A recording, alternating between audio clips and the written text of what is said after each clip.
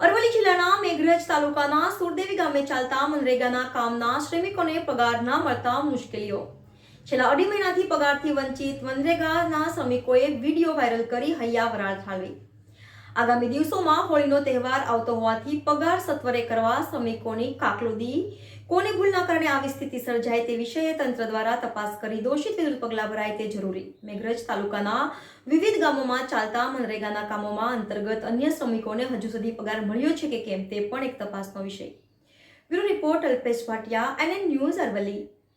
દર્શક મિત્રો, તમારી આસપાસ બની રહેલી અવનવી ઘટનાઓ વિશે જાણવા માટે NN ન્યૂઝને લાઇક કરો, શેર કરો, સબસ્ક્રાઇબ કરો અને બેલ આઇકન પ્રેસ કરો જેથી આપને નોટિફિકેશન્સ મળતી રહે।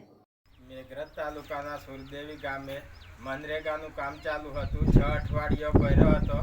અઢી મહિના થઈ ગયા તો સુધી હજુ સુધી પગાર આવ્યો નથી।